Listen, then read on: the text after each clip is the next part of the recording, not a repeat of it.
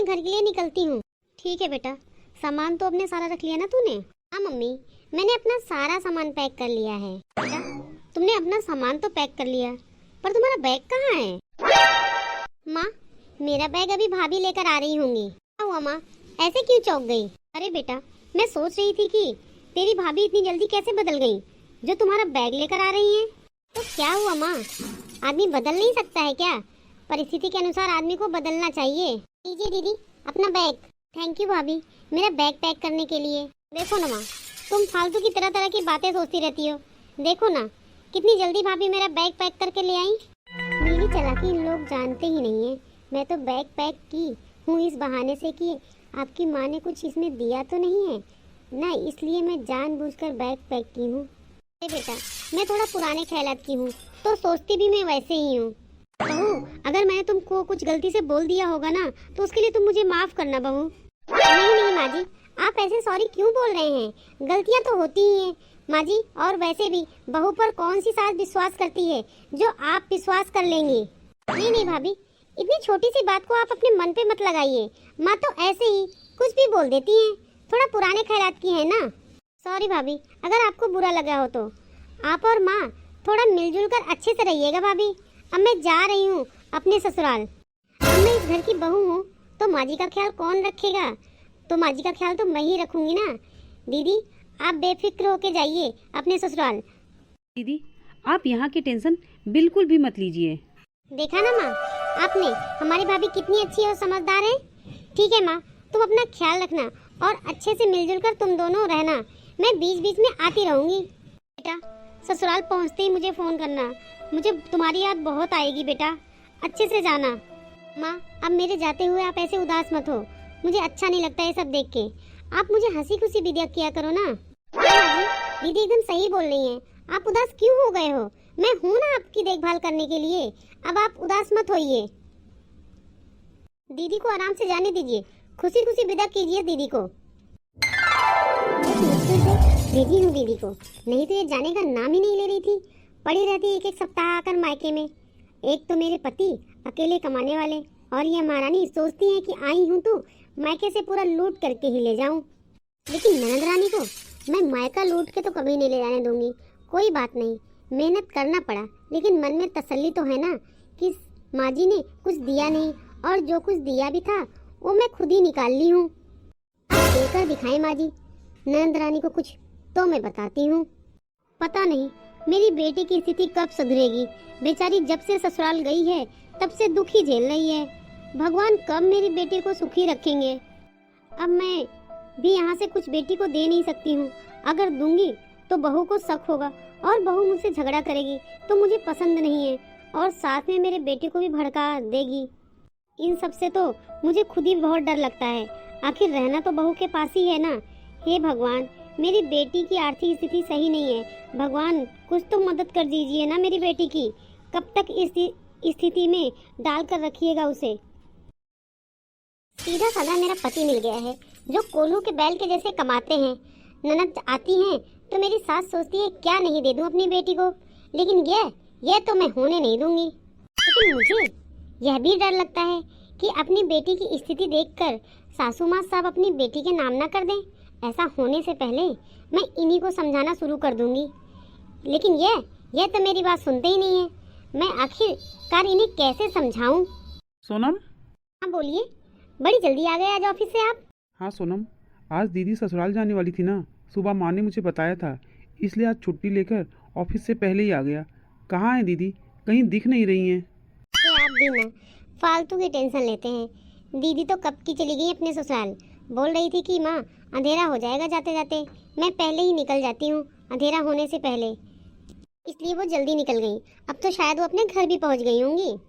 सोनम, दीदी जब गई तो उनको तुमने कुछ पैसे वैसे की विदाई दी कि नहीं? अरे आप भी क्या बात करते हैं, दी ना पैसे। आपको बोल कर के दूंगी क्या मैं? अरे वो मेरी भी ननद है, सिर्फ आपकी दीदी ही नहीं है वो। Thank you so much Sonam, इतने अच्छे से मेरे परिवार का ख्याल रखने के लिए। मैं तो सोचा भी नहीं था, इसी कारण मैं जल्दी जल्दी ऑफिस से आया कि दीदी के हाथ में कुछ पैसे दे दूंगा और उसके बाद विदा कर दूंगा। ये आप टेंशन मत लिया करिए, मेरे रहते हुए मैं हूँ ना। ठीक है सोनम, माँ किधर है? माँ से थोड़ा मिल लेता हूँ। पर माँ कहीं दिख नहीं रही है। कहाँ है माँ?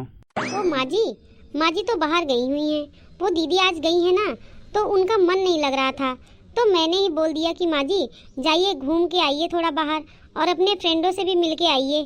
तो पास में ही गई होंगी बाहर कहीं अपनी फ्रेंड से मिलने के लिए या बात करने के लिए। सोनम, ये काम तो तुमने बहुत अच्छा किया, क्योंकि माँ दीदी के जाने से दुखी होंगी। अब अपने दोस्तों से मिलेंगी तो थोड़ा उन्हें अच्छा लगेगा।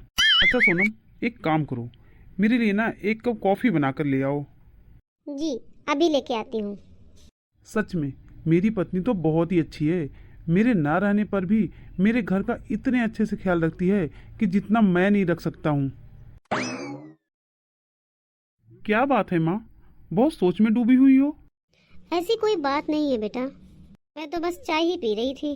माँ, लेकिन अभी तक तो आपने एक सिप भी नहीं ली चाय की। इतना क्या सोच रही थी? बेटा मैं तुमसे क्या बताऊं, तुम तो अपनी बहन के बारे में जान ही रहे हो कि उसकी स्थिति कैसी चल रही है। मुझे उसकी स्थिति के बारे में सोच सोच कर टेंशन होती रहती है बेटा। दामाद जी, आप बेकार में ही टेंशन लेती रहती हैं। दामाद जी हैं ना, वो सब संभाल लेंगे। हाँ वो बात तो है, लेकिन अरे माँ, आप टेंशन लेना बंद करो। अब मैं जा रहा हूँ ऑफिस, मुझे बहुत लेट हो रहा है माँ ऑफिस के लिए। और तुम दिन भर घर में मुंह बनाकर मत बैठे रहना। दीदी के यहाँ सब ठीक है, इतना टेंशन मत लो आप। दीदी एकदम ठीक हैं, इतना टेंशन मत लो आप। अगर तुम्हें इतना ही बुरा लग रहा है तो 15-20 दिन में दीदी तो आ ही जाती हैं, तो इतना टेंशन लेने की क्या जरूरत है माँ तुमको। माँ मैं आ गई। बेटा आ गई तू? मैं तो तेरे बारे में ही सोच रही थी। चलो बढ़िया है तू आ गई। आप बैठ बेटा। आप कैसी हो माँ, और भाभी कैसी हैं? सब अच्छे हैं बेटा, तुम्हें देख करके तो मेरा मन ही खुश हो जाता है। तू रुक अभी, मैं तुम्हारी भाभी को बुलाती हूँ। बहू बहू, क्या हुआ माँ जी? देख तो बहू कौन आया है। नमस्ते भाभी। नमस्ते दीदी नमस्ते। क्या हुआ बहू, ननद को देखते ही शौक हो गई क्या? अरे नहीं नहीं माँ जी, बस मैं तो इसलिए शौक हूँ क्योंकि दीदी को तो हमेशा यही काम हो गया है, हर 15-20 दिन पर आ ही जाती है मायके। ठीक है दीदी, आप अपनी माँ से बात कीजिए, मेरे पास और भी काम है। तो दीदी मैं जा रही हूँ काम करने। और भाभी, हाँ हाँ दीदी, हम लोग बाद में बात करते हैं। अरे जाने दो ना बेटा, बहू को काम होगा किचन में, इसलिए वो जल्दी चली गई। अब मैं माँ को कैसे समझाऊँ, मैं तो समझ गई, लेकिन मेरी माँ को समझ ही नहीं आया। और बताओ बेटा, ससुराल में सब कैसे हैं? तुम्हारे सास ससुर और दामाद जी कैसे हैं? सब अच्छे हैं माँ। कितने दिन गए हुआ ही है, जो ननद रानी फिर से टपक गए, कमी हो गई होगी इसलिए फिर आ गए लेने के लिए। इस बार तो मैं ननद रानी से बात ही नहीं करूँगी। आए हैं जितना दिन रहना है रहें, अपनी माँ से बात करें और अपना जाएं यहाँ से। जब दीदी यहाँ आती है ना, तो सोनम तुमको पता है, माँ को मैं हमेशा खुश देखता हूँ। आप दोनों माँ बेटे को खुशी लगती होगी, लेकिन इतना आप लोग की अकल नहीं है। बार बार दीदी यहाँ 15-20 दिन पर ससुराल से मायके आ जाती हैं, उनके ससुराल वाले क्या सोच रहे होंगे उनके बारे में?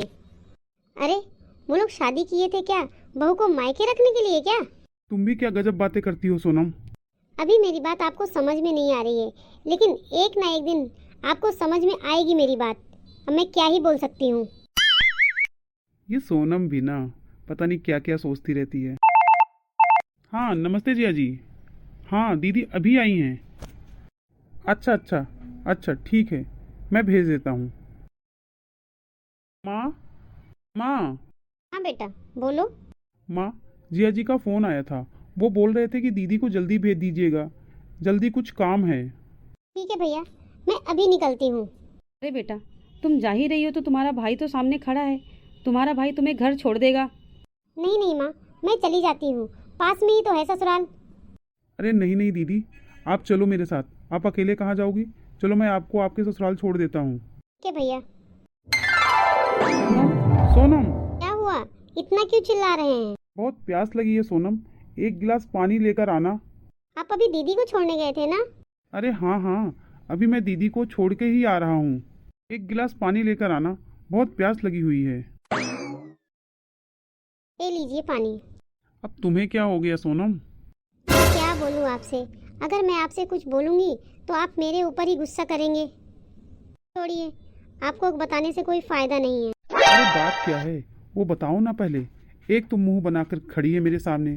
अब तुझे पता है कि मैं ये बात बिना जाने रह नहीं सकता हूँ। यह बात तो तुम अच्छे से जानती हो। क्या बोलूं मैं आपसे, बोलने में भी मुझे बहुत बुरा लग रहा है। अरे बोलो ना, क्या बात है। अब आप ही बताइए, दीदी की स्थिति सही नहीं है तो इसका क्या मतलब है कि मैं अपना सारा गहना जेवर इनको देते रहूं? इस बार माँ जी मुझसे बोली कि तुम्हारे पास अगर कोई अंगूठी हो तो वो दीदी को दे दो, अभी दीदी को इसकी बहुत ज़रूरत है। मैं तुम्हें बाद में इससे भी अच्छी अंगूठी तुम्हें बनवा दूंगी। आप ही बताइए कि पिछली बार जब दीदी आई थी तो मेरी चांदी की पायल लेकर गए थे और इस बार अंगूठी लेकर जा रहे हैं दीदी, तो मैं ना पहनूं गहना जेवर? सारा गहना जेवर दीदी को ही देते रहूं? उनके क्या ससुराल में नहीं मिलता है ये सब चीज़ें? अरे सोनम, जाने दो ना, वो अंगूठी तुम्हारी पुरानी होगी और दे भी दी तो कोई बात नहीं। माँ बोल रही है ना तुम्हें नया दिलवाने के लिए। अगर माँ नहीं दिलवाएगी तो अगले महीने मैं तुम्हें खुद ही दिलवा दूंगा सोने की अंगूठी, बस। अरे माँ, आपको क्या हो गया है? आप इतनी उदास क्यों हो? अरे बेटा, मैं तुम्हें क्या बताऊं। बात क्या है माँ, बताओ तो पहले। अरे बेटा, आज सुहानी आई थी और बहुत परेशान लग रही थी। क्यों माँ, तुम्हें ऐसा क्यों लग रहा है? तुमने दीदी से इस बारे में पूछा नहीं? बोल रही थी बेटा कि दामाद जी कुछ छोटा मोटा बिजनेस चालू करना चाह रहे हैं, लेकिन उसमें भी परेशानी हो रही है। क्या परेशानी हो सकती है माँ? कहीं ऐसा तो नहीं कि माँ दीदी को पैसे की जरूरत हो, हिचकिचाहट में या शर्मिंदगी में वो हमसे बोल नहीं पा रही हो? जिसका डर था आज वही हुआ। मैं काफी दिन से सोच रही थी ये महारानी कहीं पैसों पर तो नहीं आ जाएंगी कि पैसा दीजिए, ये दीजिए। आज देखो ना, वही डर आ गया ना सामने। महारानी को पैसे चाहिए। सोनम, क्या हुआ सोनम? तुम अचानक वहाँ से यहाँ आ गई? अब मैं क्या बोलूं आपसे, अगर किसी का खराब समय होता है तो क्या भाभी का सारा सामान ही लुट जाए? क्यों, कुछ हुआ है क्या सोनम? अब आप खुद देख लीजिए, मैं यहाँ पर सोने का कंगन अपना रख के गई थी, पर अभी ढूंढ रही हूँ तो मिल नहीं रहा है। मुझे तो लगता है कि माँ जी ने दीदी को देकर विदा कर दिया उस कंगन को, और बोली होंगी कि जाओ बेटी, दामाद जी को दे देना ये कंगन। ये कैसी बातें कर रही हो सोनम तुम? हाँ, बोल लीजिए। भला कोई सोने का कंगन बाहर इस तरह से छोड़ के चला जाता है कोई? तुम्हारे पास इतनी अकल वकल है या नहीं? ये घर तो अपना ही है ना।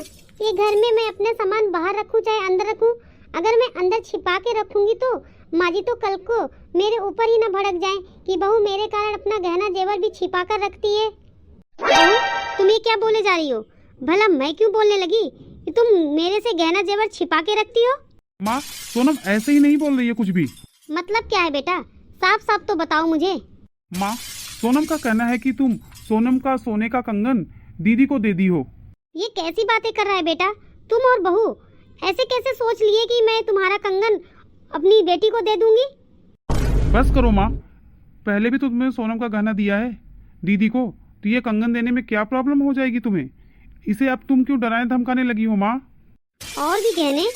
बहू, मैं तुम्हारा क्या क्या गहना दे दी हूँ अपनी बेटी को। बस करो माँ, तुम ज्यादा भोली बनने का नाटक मत करो। सारा गहना तो दे दिया आपने अपनी बेटी को, अब एक कंगन बचा था बेचारी के पास, जो उसको भी तुमने आज अपनी बेटी को दे दिया। बस करो बेटा, अब मैं समझ गई। ये बहू तुम्हारे कान भर भर के आज हमारे खिलाफ कर दी है। भला मैं क्यों अपनी बहू का गहना बेटी को देने लगी? माँ जी, आप नाराज मत होइए, हो सकता है कहीं इधर उधर ही हो गया होगा, मैं ढूंढ लेती हूँ अभी। बहू, गहना तो तुम्हारा अब मैं ही ढूंढूंगी। बहू, गहना तो तुम्हारा अब मैं ही ढूंढूंगी कि कहाँ गुम हो गया है तुम्हारा गहना। अब मुझे समझ में आ रहा है कि जब जब मेरी बेटी आती थी ना तो तुम मुंह बना करके क्यों खड़ी रहती थी। आज तो लगता है खुल गई मेरी पोल। मैंने कितनी कोशिश कर करके अपने हस्बैंड को अपनी मुट्ठी में ली थी। देखो, दिखा तुम्हें गहना? जब ये गहना मैंने अपनी बेटी को दे दिया था तो ये गहना इसकी अलमारी से कैसे निकला बेटा? सोनम, जब ये गहना मेरी माँ ने मेरी दीदी को दे दिया था तो ये गहना तुम्हारी अलमारी से कैसे निकला? बताओ तो मुझे। ओ, लगता है मैं अलमीरा में रख के भूल गई थी। तुम अगर रख के भूल गई थी तो इतना कॉन्फिडेंस से कैसे बोल रही थी कि सासू माँ ने सुहानी को दे दिया सारा गहना? मैं तुम्हारी सारी बातें सुनी हूँ बहू। इन्हीं सब बातों के कारण ना बहू मेरे में और मेरे बेटे में फूट डलवा रही थी, और साथ में मेरी बेटी को भी नहीं छोड़ी। मेरी बेटी का भी मायका छुड़वाना चाह रही थी ना।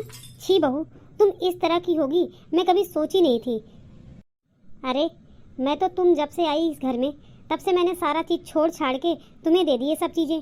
ये जो गहने को लेकर मेरे बेटे को मेरे खिलाफ भड़का रही थी ना, ये गहने भी मेरे ही थे। अगर मैं चाहती तो अपनी बेटी को दे सकती थी, इस पर तुम नहीं कुछ बोल सकती थी ना। मेरा बेटा कुछ बोल सकता था। जब से तुम यहाँ आई हो तब से सारा चीज़ मैंने तुम्हारे सामने ही रख दिया। बहू बेटी ही मेरे लिए सब कुछ है। और तुम दोनों एक थोड़ी सी गलतफहमी के कारण तुम लोग मुझे भी नहीं छोड़ा, और मेरी बेटी को तो मैं जान ही रही हूँ कि कितना समझती है, कितनी इज्जत देती है। वही तो मैं सोची कि मेरी बेटी जब भी आती है तो एक काम करने में तुम्हारा मुंह फूल जाता है। आज मेरी बेटी जब जा रही थी तो उसका बैग कैसे पैक कर रही थी तुम? मैं तो उसी समय समझ गई थी, पर मैंने इस बात को इग्नोर किया। सोनम, मैं तो तुम्हें बहुत अच्छा समझता था, लेकिन तुम इस तरह की होगी मैं कभी सोचा ही नहीं था। मुझे माफ़ कर दीजिए, मेरे से बहुत बड़ी गलती हो गई। सॉरी। माफ़ी मांगनी है तो माँ से और दीदी से मांगो। मैं तो तुम पर विश्वास करता था, लेकिन मैं ये नहीं सोचता था कि तुम इतनी गिरी हुई औरत हो जो मुझे तुम मेरी माँ के नज़रों में ही गिरा दोगी। सॉरी माँ जी, मुझे माफ़ कर दीजिए, मेरे से बहुत बड़ी गलती हो गई है। आगे से मैं ऐसी गलती कभी नहीं करूँगी माँ जी।